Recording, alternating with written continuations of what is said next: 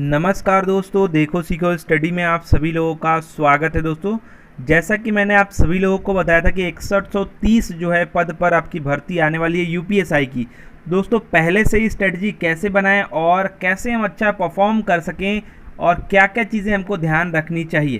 तो दोस्तों, सबसे पहले मैंने आपको एक और अंदर की बात मैंने आपको बताया था कि 2011 वाले रैंकर जो भी लोग हैं, ये इंस्पेक्टर में इनका प्रमोशन धीरे धीरे हो रहा है, कुछ महीने और लगेंगे। तो यहाँ पर जो है आप जानते हैं कि ये अब आपका 6130 जो आपके पद आ रहे हैं, इतने पद आज तक कभी नहीं, मतलब बहुत ही कम आते हैं इतने पद। हमेशा 3000, 2000, 1000 ऐसे करके पद आते हैं, कम पद आते हैं, जिसमें आपका 5600 तो आपका सिविल पुलिस में है। ठीक है, तो इतने पद कभी नहीं आते हैं, ये मौका मत छोड़िएगा। तो देखिए स्ट्रैटेजी क्या होना चाहिए। तो सबसे पहले स्ट्रैटेजी पे हम आने से पहले सबसे पहले लेके चलेंगे आपको जो है सिलेबस पे। तो देखिए सिलेबस जब आप देखेंगे तो यहाँ पर जो आपका एग्ज़ाम, अगर प्रीवियस बात करें तो एग्ज़ाम जो आपका हुआ था दोस्तों 400 नंबर का हुआ था।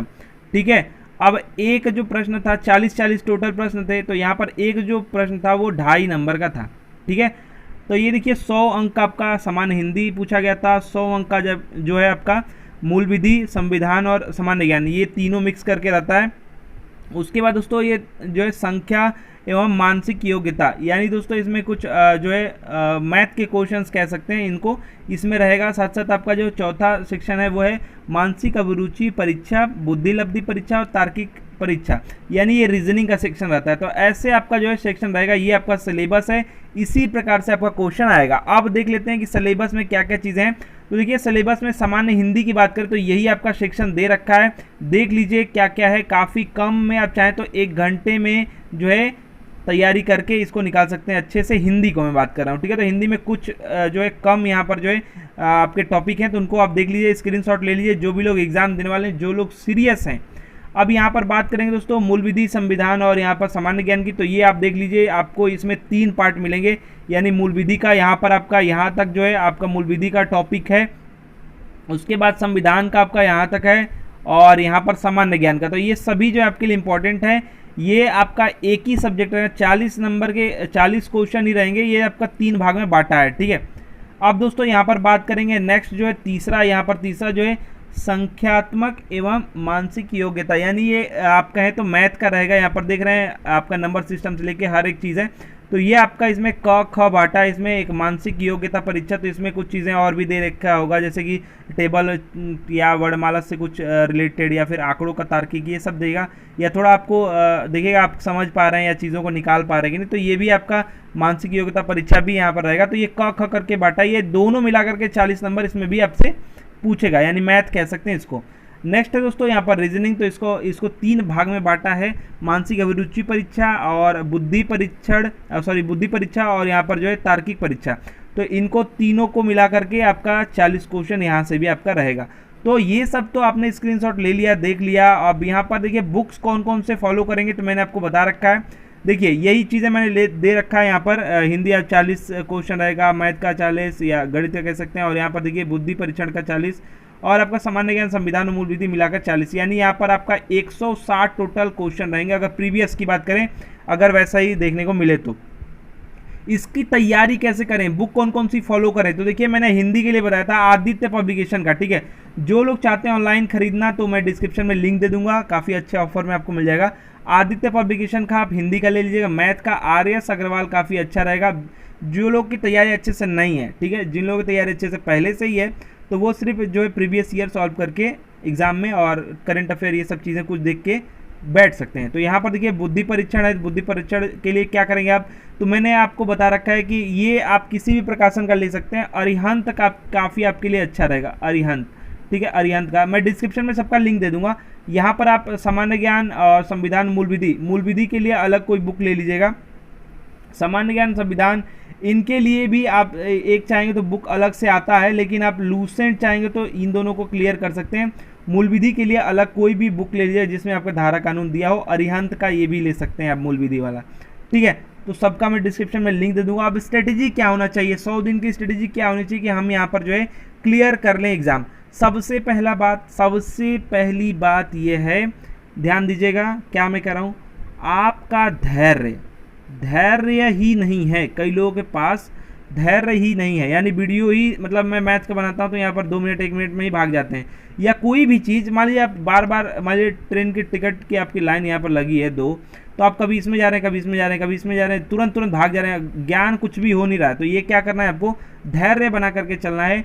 4 घंटे सिर्फ मैं बोल रहा हूँ आपको पढ़ने के लिए, 5 घंटे दीजिए थोड़ा थोड़ा वेट करके।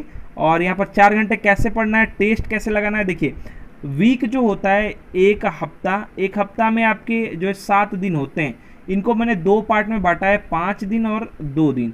2 दिन आपका टेस्ट के लिए, 5 दिन आपकी पढ़ाई के लिए, 4-4 घंटे आपको देने हैं। और जो 7वां जो आपका 6-7 दिन है, मैंने आप जैसे कि आप लॉकडाउन चल रहा है तो शनिवार और रविवार, तो आप उनको ले सकते हैं टेस्ट के लिए।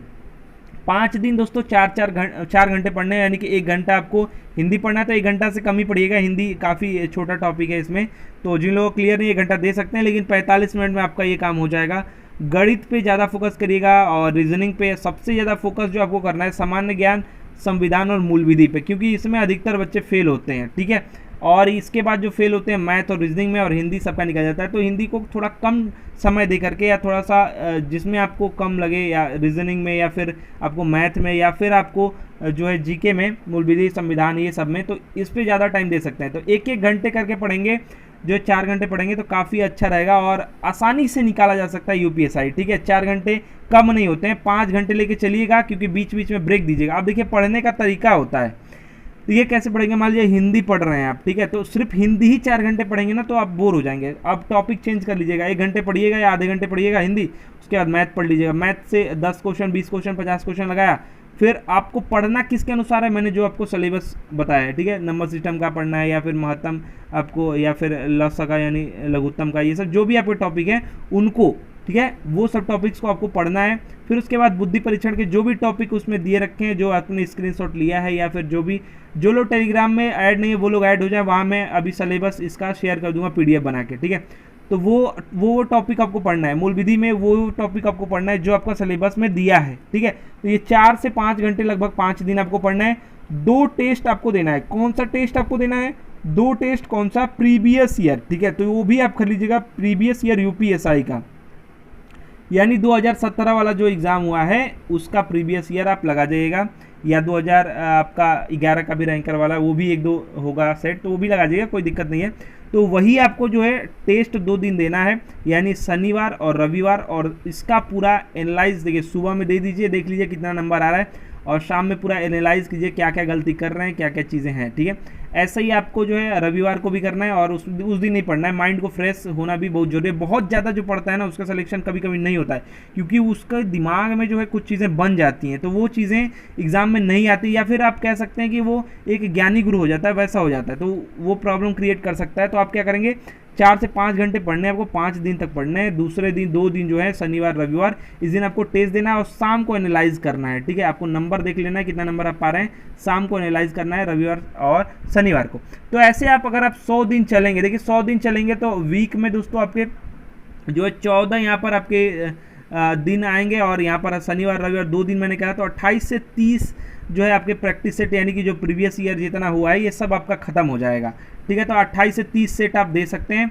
और अगर देखिए 100 दिन तो कम से कम लगेगा एग्ज़ाम कराने में, कितना भी फास्ट करेंगे तो, क्योंकि अभी देख रहे हैं लॉकडाउन का चल रहा है, ऑनलाइन एग्ज़ाम होने वाला है, लेकिन आप जान रहे हैं कि ये सब प्रोसीजर काफ़ी लेट होगा, क्योंकि बहुत सारे एग्ज़ाम अभी हुए नहीं हैं, कैसे करेंगे, अभी बहुत सारा प्लान करना है। तो 100 दिन कम से कम आपको मिलेगा ही, इससे ज़्यादा ही दिन आपको मिल सकता है। दिसंबर से पहले, मेरे हिसाब से दिसंबर से पहले एग्ज़ाम होने वाला नहीं है।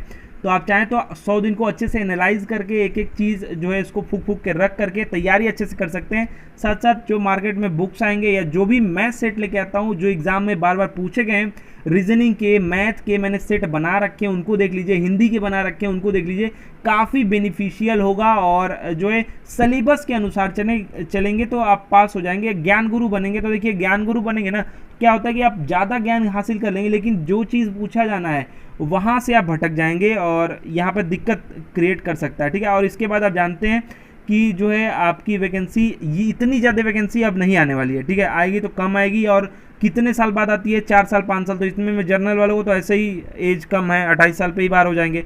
तो अच्छे से तैयार रखना है, फिट रहना है। देखिए फिट रहने का मतलब ये है कि कोरोना में घूमना नहीं है, कोरोना में आपको अच्छे से रहना है। और फिट रहने का मतलब ये है कि योगा वो करिए थोड़ा बहुत और शरीर पे ध्यान दीजिए। 5 किलोमीटर दौड़ना भी आसान नहीं है, ठीक है। तो उसके लिए भी शरीर को फिट रखिए और एग्ज़ाम देने के बाद दौड़ने की तैयारी करिए। पहले से ही हल्की हल्की दौड़ों की तैयारी करते रहिए।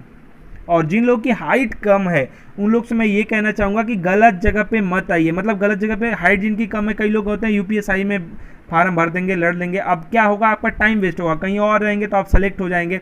तो जिनकी हाइट कम है वो लोग जो है थोड़ा दूर रहें और जो है तैयारी इस जगह पे करें कि जहाँ पर आपका सिलेक्शन हो जाए। यहाँ पे मान लीजिए आप निकाल ही लेंगे, उसको बोर्ड पे बना के टांग ही लेंगे कि हम यूपीएसआई निकाल लिए हैं, तो जब आप सेलेक्ट नहीं हुए तो क्या कोई फ़ायदा है। इससे बढ़िया कि आप जो है उस जगह पे जाएँ जहाँ पर आपका सिलेक्शन होगा और लास्ट तक आप सेलेक्ट हो सकते हो। तो देखिए दोस्तों, ये था यूपीएसआई का स्ट्रेटजी। 6130 पदों पर भर्ती आने वाली है और तैयारी आप अच्छे से, जैसे मैंने आपको बताया, स्टेप बाय स्टेप सिलेबस के अनुसार चलेंगे तो जरूर जरूर आप सफल होंगे। वीडियो को अधिक से अधिक लाइक शेयर कीजिएगा। आपके कुछ सुझाव सजेशन या फिर आप कुछ कहना चाहते हो, पूछना चाहते हो तो नीचे कमेंट बॉक्स में लिख सकते हैं। हमारा वीडियो देखने के लिए आप सभी लोगों का फिर से बहुत बहुत धन्यवाद।